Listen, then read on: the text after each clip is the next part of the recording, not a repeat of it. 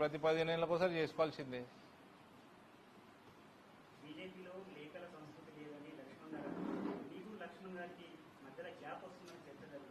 నాకు లక్ష్మణ్కి ఏం గ్యాప్ లేదు, ఎవడు ఏ లేఖలు రాయలేదు, నేను ఎవరితోటి ఏమనలేదు. నేను చిట్ చాటే చేయ. ఫస్ట్ ఆఫ్ ఆల్ నేను చిట్ చాట్ చేసినానే 9 ఏళ్ళలో ఎన్నడైనా చిట్ చాట్ చేసినా. అయినా ఏం రాసిందే, నేనట పార్టీ వ్యతిరేక కలాపాలు. నేను పార్టీ వ్యతిరేక కలాపాలు ఉంటే ఈ స్టేజ్ కింద నిండు ఉంటుందా నిజామాబాద్లో? ఇక నేను పార్టీ వ్యతిరేక కలాపాలు చేస్తే మరి పార్టీకి అనుకూల కలాపాలు ఓటు చేతుడు తెలంగాణ చెప్పుండ్రి. అటువంటి కంప్లైంట్ అరవింద్ ధర్మపురి మతిలేనోడే చేయగలుగుతాడు.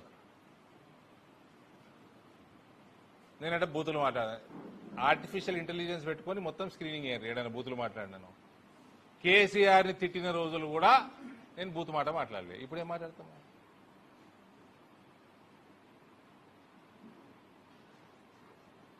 ఎవరు ఏ లేఖ రాయలేదు, నేను ఏ చిట్ చాట్ చేయలేదు. నా చిట్ చాట్లు కూడా గిట్లనే ఉంటాయి, మైకుల ముందరనే ఉంటాయి. చూస్తలేరా మీరు? అందరికంటే దగ్గర ఇందూరు మీడియా చిన్న మీడియా కాదు కదా. ఈ రాష్ట్రంలో అన్నిటికంటే పెద్ద జిల్లా ఇది. సైజులో పెద్దదే, పొలిటికల్ కూడా పెద్దదే.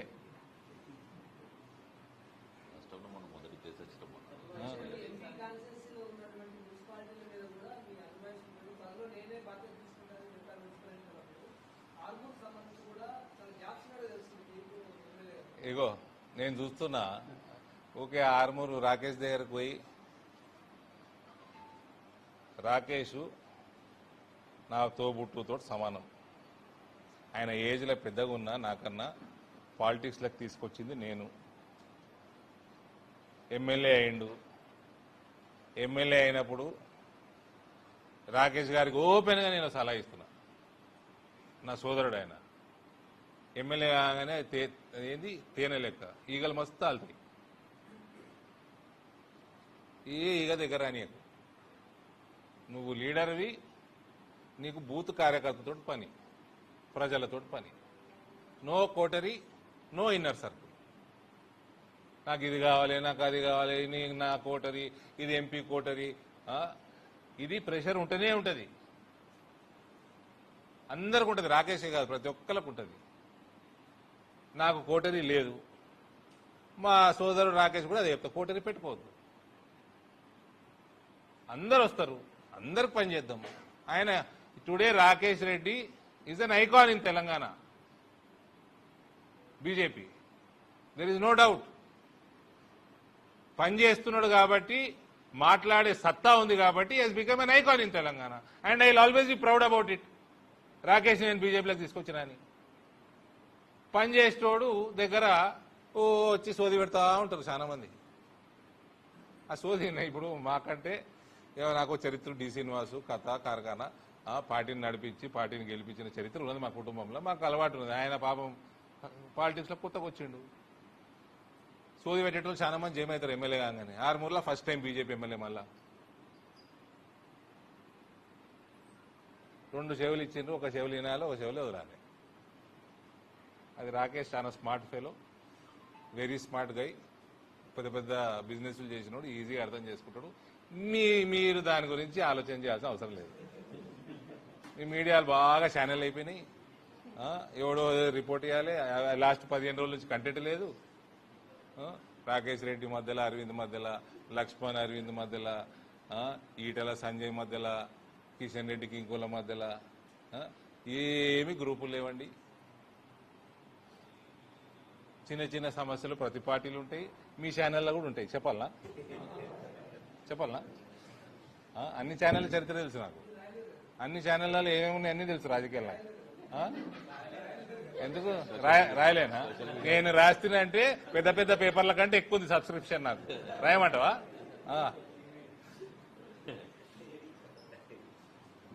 Rakesh Reddy is emerging as a very strong and bright leader in Telangana.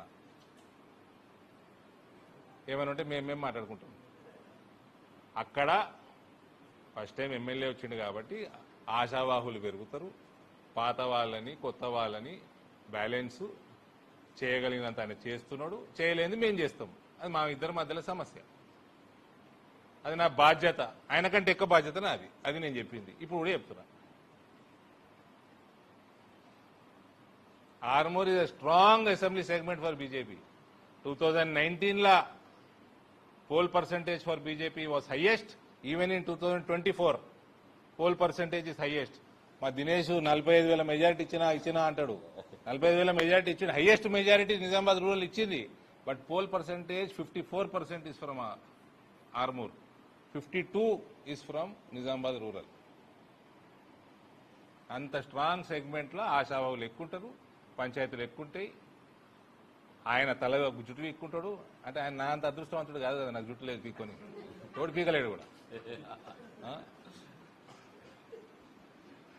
So అదేదో వస్తుంది, బ్యాలెన్స్ చేయాల్సిన బాధ్యత మాది, చేసుకుంటాం.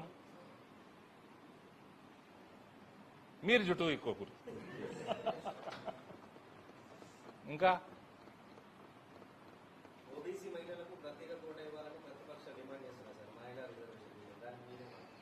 కాంగ్రెస్ వాళ్ళు ఎంత నోరు మూసుకొని ఉంటే వాళ్ళకే అంత మంచిది.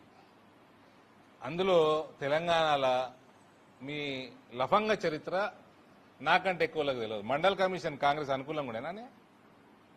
మండల్ కమిషన్ కాంగ్రెస్ వ్యతిరేకంగా ఉండేనా, అనుకూలంగా ఉండేనా?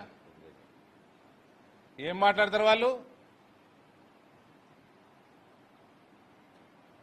చారిత్రకంగా బీసీలని అనగదొక్కాలనుకున్నదే కాంగ్రెస్ పార్టీ.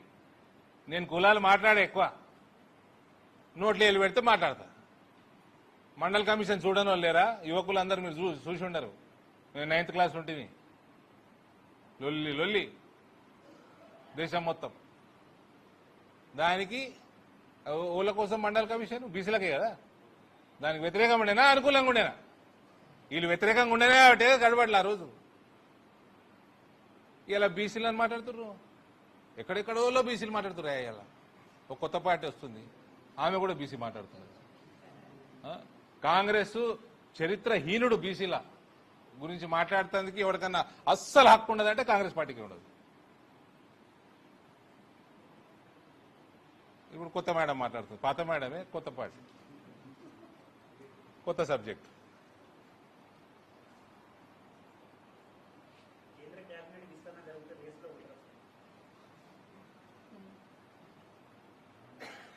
ఎన్నిసార్లు అడుగుతారా? నా భారతీయ జనతా పార్టీని నిజామాబాద్ పార్లమెంట్లో తెలంగాణ రాష్ట్రంలో మెజారిటీ సీట్లు గెలిపించడానికి నా వంతు రేసులో నేను తప్పకుండా ఉంటా. ఆ రేసులో ఫస్ట్ రావాలనే నాకు ఉంటుంది. వేరే అన్ని आते जाते रहते, हम लाइट लेते, बचपन से क्या नहीं देखे, हम क्या नहीं देखे. हाँ छोड़ो.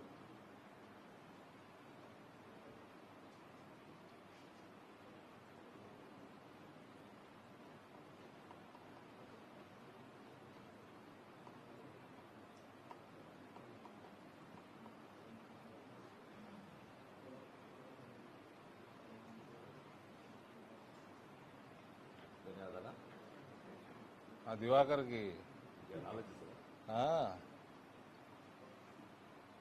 ప్రభుత్వాలల్లో పార్టీని ప్రభుత్వంలోకి తీసుకొచ్చే అలవాటు ఉన్న కుటుంబం